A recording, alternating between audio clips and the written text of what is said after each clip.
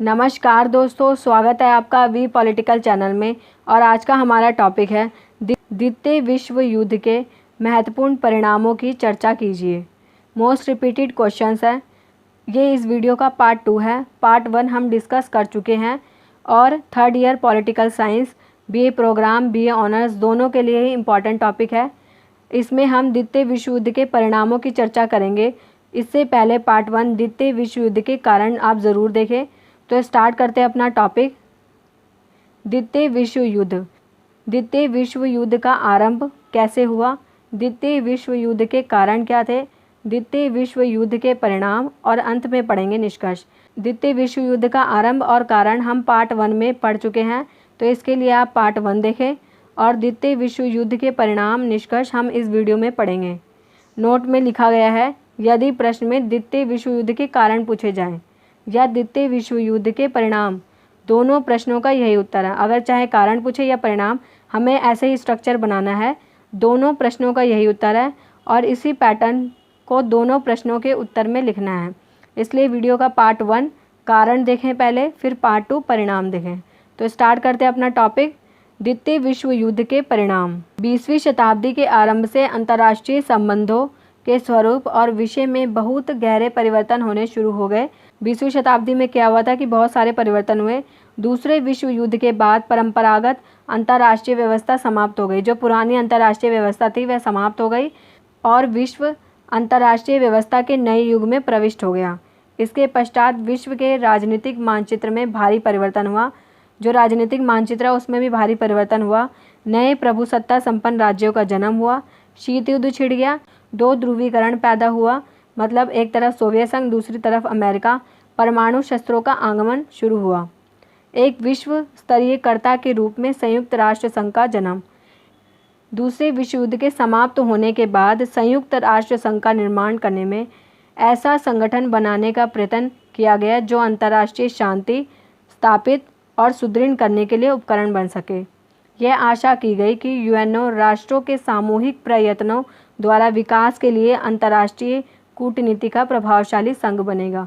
मतलब द्वितीय विश्व युद्ध जब समाप्त हुआ तो एक अंतर्राष्ट्रीय संगठन संयुक्त राष्ट्र संघ का गठन किया गया, जिससे विश्व में शांति स्थापित की जा सके।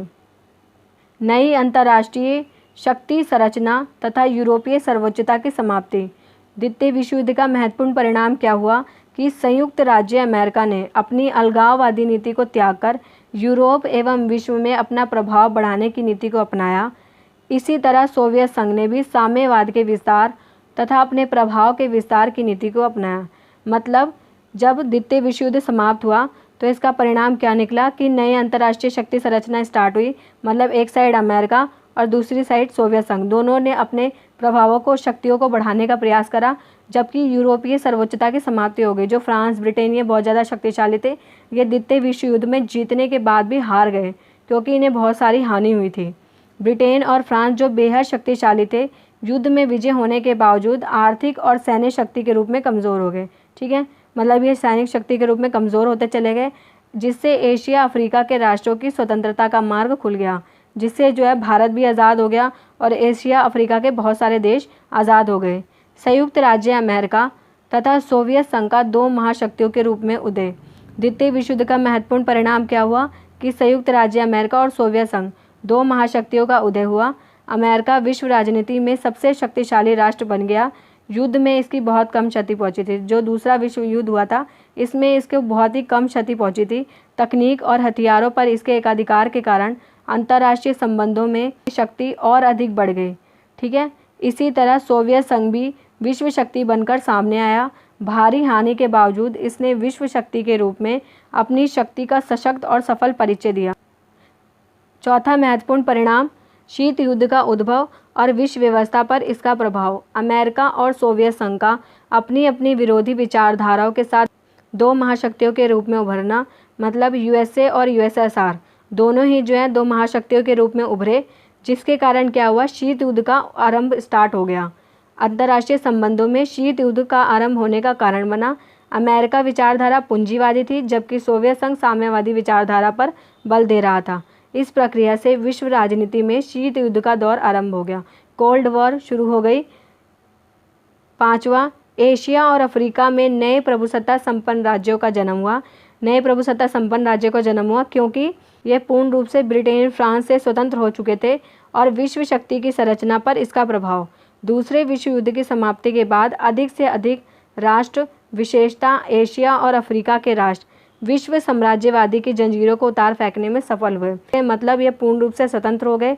एशिया तथा अफ्रीका में नए राष्ट्रों का निर्माण हुआ। छठा महत्वपूर्ण परिणाम, गुटनिरपेक्ष राज्य तथा गुटनिरपेक्ष आंदोलन का उद्भव।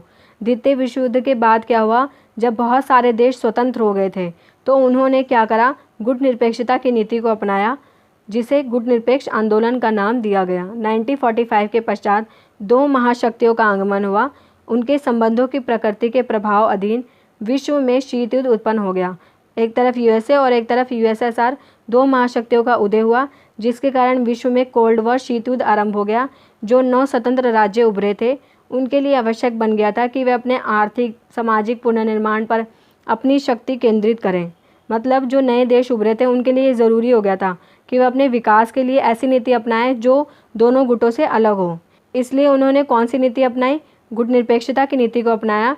इसके लिए वह शीत युद्ध के सैनिक गठबंधन समझौतों से दूर रहे। मतलब ये सैनिक गठबंधन और समझौता से दूर रहे जो देश स्वतंत्र हुए थे। इसलिए ऐसे देशों ने गुटनिरपेक्षता की नीति को अपनाया। इन्हें गुटनिरपेक्ष राष्ट्र के नाम से जाना जाता है। ठीक है, भारत जैसे देशों को गुटनिरपेक्ष देशों के नाम से जाना जाता है। और अब हम पढ़ते हैं इसका निष्कर्ष। 1919 से 1939 के समय के दौरान यूरोपीय देशों में असुरक्षा की भावना व्याप्त रही। 1919 से और 1939, ठीक है, लगभग 20 वर्षों में यूरोपीय देशों में असुरक्षा की भावना व्याप्त रही। गुप्त समझौतों का दौर चलता रहा। 1939 में द्वितीय विश्व युद्ध आरंभ हो गया, जिसमें मित्र देश और धुरी देशों ने भाग लिया। धुरी राष्ट्रों ने आत्मसमर्पण किया और मित्र देशों की विजय हुई। द्वितीय विश्व युद्ध का प्रमुख कारण क्या माना जाता है, वर्साई की संधि और राष्ट्र संघ की असफलता। इसके कारण जो है द्वितीय विश्व युद्ध अधिक घातक और विनाशकारी सिद्ध हुआ। दूसरे विश्व युद्ध के बाद अंतर्राष्ट्रीय व्यवस्था पूर्ण रूप से परिवर्तित हो गई थी। जैसा कि हम जानते हैं, एक नई व्यवस्था के रूप में उत्पन्न हुई, जिसमें सोवियत संघ और अमेरिका के बीच शीत युद्ध का दौर आरंभ हो गया। जब द्वितीय विश्व युद्ध समाप्त हुआ तो सोवियत संघ और अमेरिका के बीच शीत युद्ध का दौर आरंभ हो गया और तीसरी दुनिया के देशों ने गुटनिरपेक्षता की नीति को अपनाया। ठीक है, अंततः निष्कर्ष में हम कह सकते हैं कि आने वाले समय में हमें इस प्रकार के युद्ध से दूर रहना चाहिए तथा विश्व में शांति स्थापित करने का प्रयास करना चाहिए, जिस देशों का विकास हो। क्योंकि आज संपूर्ण विश्व एक बाजार बन चुका है। आज के समय में वैश्विक नागरिकता का उदय हुआ है, जिसके कारण विश्व में शांति अति आवश्यक है। ठीक है, तो ये शांति पर बल देते हैं। आज वैश्विक नागरिकता की बात की जाती है, विश्व बाजार की बात की जाती है, इसलिए युद्ध का कोई भी महत्व नहीं रह गया है। तो हमें यही प्रयास करना चाहिए कि हम युद्धों से दूर रहें। ये वीडियो हमारा यही समाप्त होता है। अगर आपको ये वीडियो अच्छी लगे तो लाइक, शेयर, सब्सक्राइब ज़रूर करें और हमारे साथ जुड़े रहें और इसका पार्ट 1 ज़रूर देखें। Thank you so much for watching my video.